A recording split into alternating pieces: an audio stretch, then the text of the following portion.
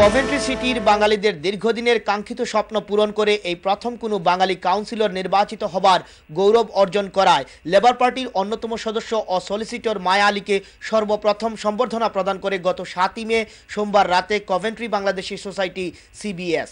স্থানীয় একটি রেস্টুরেন্টে সিবিএস এর প্রেসিডেন্ট সাদেক আহমেদ শাহানের সভাপতিত্বে উক্ত সম্বর্ধনা অনুষ্ঠান পরিচালনা করেন হুসেন আহমেদ, চৌধুরী শাহিন আহমেদ, আব্দুল ওদুদ, জাকির হোসেন রুবেল সহ সিবিএস কমিটির শীর্ষস্থানীয় নেতৃবৃন্দ।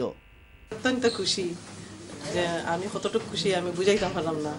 আমি কমিউনিটি পুরি, আমি কমিউনিটির একজন সদস্য, কমিউনিটির আমি প্রাউড আমি বানাইছি, কমিউনিটি আরো আগুয়াইয়া লইয়া যাইতাম, ওইটা হইল গিয়া আমার কামনা।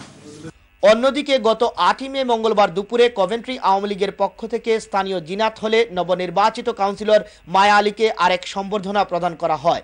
স্থানীয় আওয়ামী লীগের সভাপতি মকদ্দস আলীর সভাপতিত্বে ও সেক্রেটারি অনরুদ্দিন জাহিদের পরিচালনায় উক্ত অনুষ্ঠানে কভেন্ট্রি আওয়ামী লীগ যুবলীগের নেতাকর্মী সহ কমিউনিটির আরও অনেক সুধীজন উপস্থিত ছিলেন। সুমন আহমেদের পবিত্র কুরআন তেলাওয়াতের মাধ্যমে শুরু হওয়া এই সম্বর্ধনা অনুষ্ঠানে প্রথমে কাউন্সিলর মায়া আলীকে ফুলের তোড়া দিয়ে সম্বর্ধিত করা হয়। এরপর স্থানীয় প্রবাসীদের জন্য নতুন ইতিহাস তৈরি করায় আওয়ামী লীগের আইন বিষয়ক সম্পাদিকা মায়া আলীকে শুভেচ্ছা ও ধন্যবাদ জানিয়ে উক্ত অনুষ্ঠানে স্থানীয় আওয়ামী লীগ ও যুবলীগের পক্ষে বক্তব্য রাখেন দেওয়ান আলী আসগর, বাদশা মিয়া, আব্দুল মুকিত চৌধুরী, আমিনুর মিয়া মিজান, রুহুল আমিন, বদরুল মুমিন চৌধুরী, আব্দুল জব্বার, অমর শরীফ সহ আরও অনেকে। আর স্থানীয় সুধীজনদের পক্ষে বক্তব্য রাখেন Nasrin Farid. Wasiuddin Talukdar, Raihan, ATN Bangla news, Coventry.